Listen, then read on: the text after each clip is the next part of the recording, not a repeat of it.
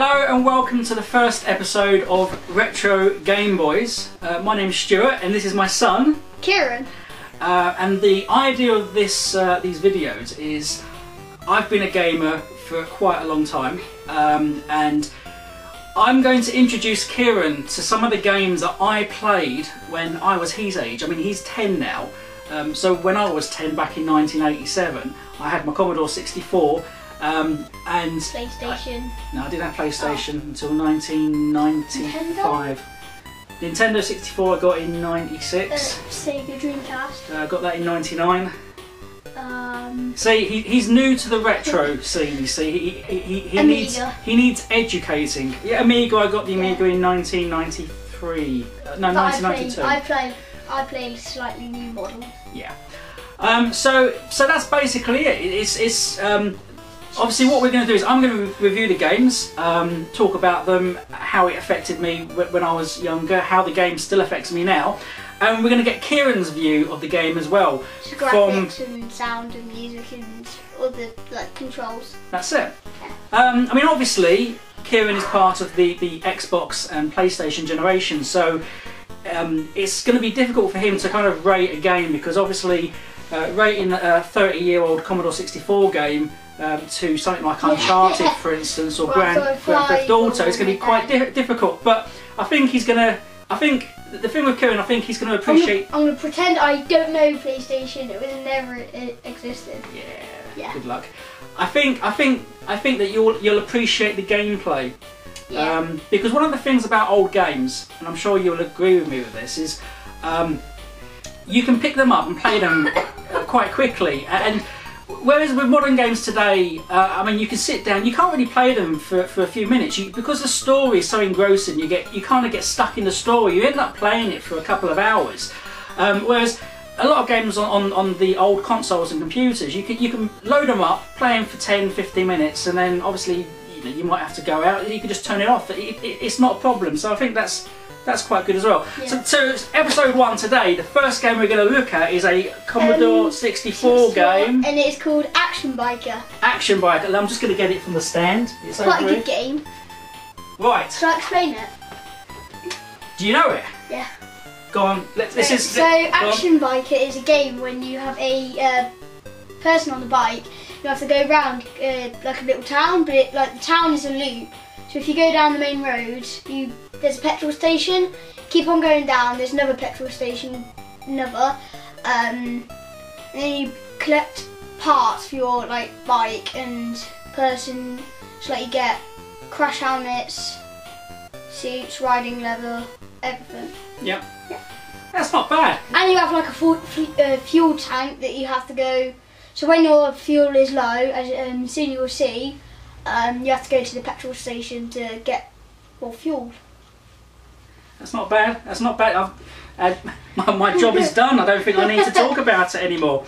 This is the box, Action Biker, released by Mastertronic at the budget-friendly price of £1.99 back in those days. As you can see, the actual game, the character on the game is actually called Clumsy Colin. Now, if you're around my age, you'll probably remember Clumsy Colin as being the mascot for KP Skips Crisps. I think there's 2 versions of this game actually that you can buy. You can buy this version here, which has got the KP Skips branding on it. And there is another version which doesn't have that on, and the game has no link whatsoever to KP Skips, but it's the same game anyway. I mean, to be honest with you, there's nothing in the game that kind of links it to KP Skips. I mean, you're a guy on a motorbike. As Kieran said, you just drive around the town picking up items. But there's also ramps. You have to go up balance. Yep, there's ramps. There's we'll see it. We'll load it up. Let's explore it together. Now, yeah, it's a tape, which means loading. No. So I'm going to stick it into the tape drive. And we're going to wait. I'm going to press Shift and 1 stop on the computer. I'm going to press the play button, and now we just got to wait for it. We got to wait.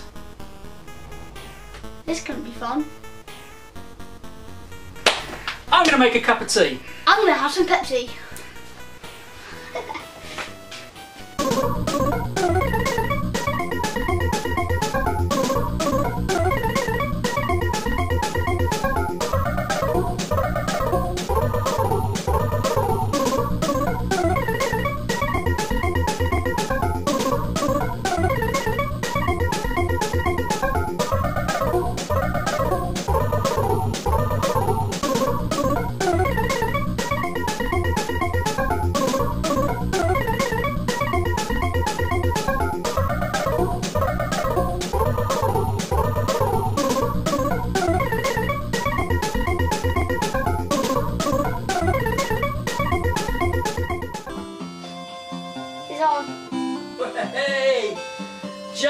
time for a cup of tea. Oh, I was on Pepsi. Yeah, you got a Pepsi and I've got a tea. Sick. Hey, it's running. Right. I'm ready. Let's go. Right, it's finally loaded. One of the things I didn't tell Kieran is actually I do have this game on a floppy disk. But the thing is, I wanted Kieran to experience what I had to go through in the 80s waiting for a game to load, because I wasn't lucky enough to have a floppy disk drive back then. So all my games had to be loaded by tape, and they would take ages, and unfortunately Action Biker isn't one of the quickest games to load. But hey ho, it's loaded now, so it's very simple. Right, here we go. F7 music off, yeah, we'll have the music on, so let's go. Only because I love the music. Classic Rob Hubbard music. So here we go. I'm Clumsy Colin on my motorbike, and this is the wonderful town. Now, I first played this game back in 1985. A friend of mine had it on the Atari 800 XL. So at the time we only had a Commodore +4 with the family, and this game never came out on the +4, and I was so jealous of my friends. Steve, hiya, and Hello. basically, when I finally got the Commodore 64 in 1987, I was like, yeah, I can play Action Biker, it's brilliant. So yeah, I mean, the aim of the game is you just wander around this small town picking up items. Now, the items are needed to complete a drag race at the end of the game. And there's quite a few items that you've got to go around town and pick up. And you have to pick them up in a certain order. And that's basically it. One of the things I love about the game is the isometric 3D kind of view, the graphics. You know, for a game that's 30 years old, I think it's quite effective. You know, as Kieran was saying earlier on, it's just a loop. If you go onto the main road and just keep going along and along, you just keep. So you'll see the petrol station there. Yeah. And keep on going. You'll see it again. Yeah. So it's just a never-ending loop. Some of the things you've got in this game is, you'll notice at the bottom you've got a fuel gauge. Obviously when your fuel gets low, you need to just pop into the petrol station and fill it up. Just go in there and don't it fills up. crash. One of the items that you do pick up later on in the game is a larger fuel tank, and when you pick that up it just means that you can put more fuel in your bike, and it just means that you can last longer without refilling. At the bottom on the right hand side you've got a bonus, which is like a countdown. Basically, It's like a timer. You've got until the bonus reaches 0 to find the next item. It's very rare that will ever get down to 0, because I don't think the town's that big. But if it does reach 0 and you haven't found the item in time, then it's kind of, you lose a life. It's like being over, but it isn't. So let's just see if I can find. What's funny is years ago I used to know where all of these items were off the top of my head. And, Now we're not there. there is later on. That's something else I like about the game as well. It's you can also go up the roller coaster, for instance, and there's a construction site, so you can actually go up onto the girders. And I think it's quite effective because it's it's just very basic 3D, but I think it works quite well. And when you go up there, you have to be careful that you don't fall off. I mean, if you're not too careful, you end up hitting the side of the roller coaster. But later on in the game, some of the actual items are on top of the roller coaster, and when you get to the corners up here, it can get quite awkward. Oh, there you go, I've fallen off now. So yeah, I mean that's pretty much the game. I mean, I have finished this game quite a few times. In fact, there'll be a video at the end of this video of me playing the game with a remix, a version of the song that I did, which you'll be able to watch a bit later on. But yeah, I mean, like I said, graphically, for $1.99, I thought at the time it was a fantastic game. I thought the graphics were amazing, and I still think they are now. I mean, obviously, today I've been spending most of the day playing Uncharted on the PlayStation 4. And those graphics are absolutely stunning. Do these graphics look as good? No, they don't, obviously. But I think they're effective. I think they work really well with the game. It doesn't make me want to put the joystick down. I just like it. So I mean, if I was to give the graphics a score out of 10, I'd give them 7. Definitely a 7 out of 10. Music, it's Rob Hubbard. He's one of my favourite artists from the Commodore 64. I like this song probably more because of nostalgic reasons. I mean, whenever I hear this song, it reminds me of my childhood. I mean, I used to have this as a ringtone on my phone. Did you? Yeah, I thought you knew. No. No, I did. It's just a brilliant song. It's very simple. There's plenty of better SID songs from the Commodore 64, but I just love it. It's just a brilliant song. Again, so sounds, music, sound is just the droning noise on the motorbike. But if I was to rate the audio out of 10, again, I'd probably give it a 7 out of 10. Gameplay, I better go and pick some fuel up. Gameplay-wise, it's great. It's one of those games that you can pick up and you can play for hours.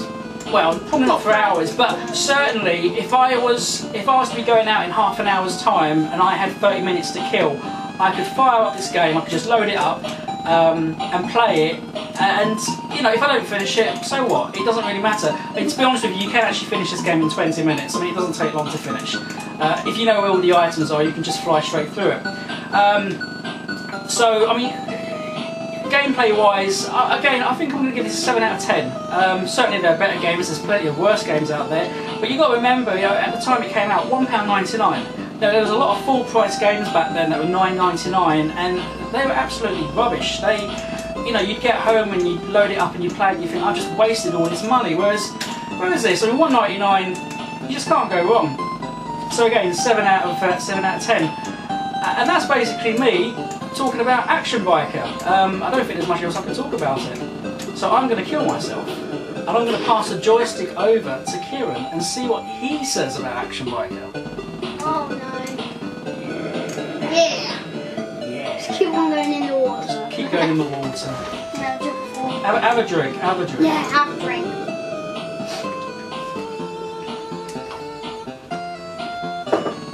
Half a mug of Pepsi gone. Here we go. Come on, come on, come on. Come on. Just die. Come on. I think that's it. Yeah. Yep. Right, take the joystick. How do I press?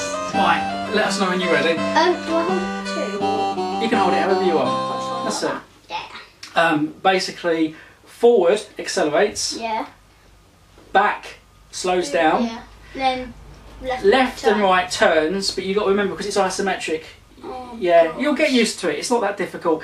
And when you've picked up the gearbox, fire button. Not that I don't think you're going to get that far anyway. But the fire button changes the gears. But at the moment, you've only got one gear, so you don't have to worry about that. So, are you ready? Yeah, I think so. I'm gonna die straight away. Okay.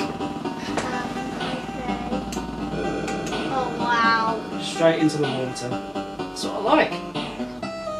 We're just showing people how easy it is to die. Go on.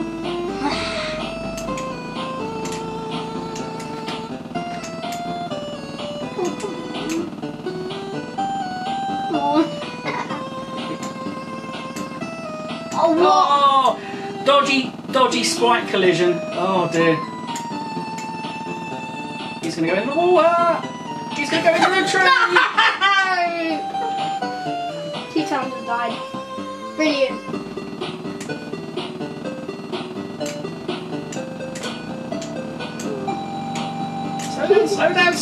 Slow down. Oh my god, he's all over the place.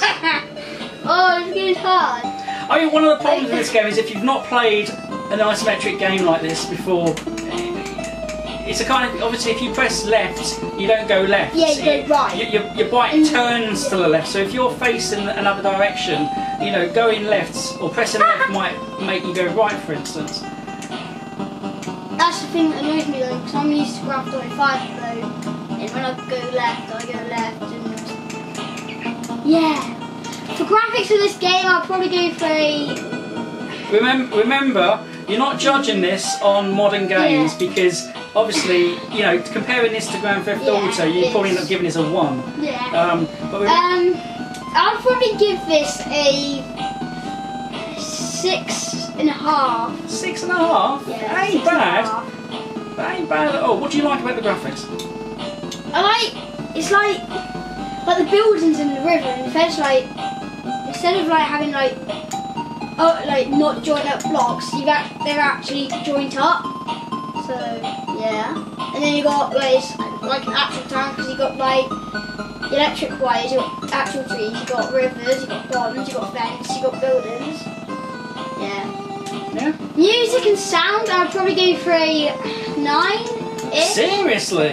Yeah. That's a higher mark than me. I tell you, Rob Hubbard would be proud. Yeah. What is it you like about the music and the sound then? It's just like on Transfusion on the PS4. It's like I know I should be talking about. No, go on. No, if you're comparing, that's good. On Transfusion, the bikes don't sound real, but this motorbike actually sounds like a real pit bike.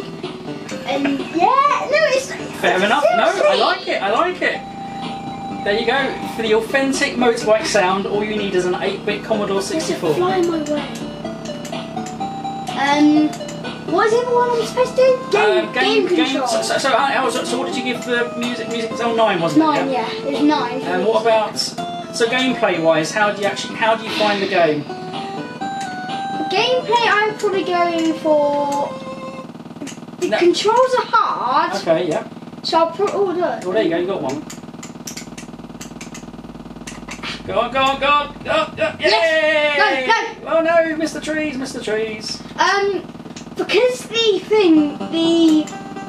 the controlling of it, like, it's not like I don't like it a lot. So I'm gonna probably give it like a 5 now. What don't you like? I don't like. Is it the game or you don't like the controls? I don't like the controls because when you go left, you go right. So you have to think 3-dimensionally. That's all. It's because obviously a lot of games you don't get many isometric style games these days. So it's kind of like your third person, second person. Well, you're getting the hang of it though. Just going up and down the road. Do you think you could? I think it's the game over. Do you think that is it the kind of game that you could sit and play for a while? I mean, if there was nothing else available to play. Yeah, it would. If there's no Grand 35, nothing like that, nothing with weapons in, I'd probably go for this game. Yeah, really.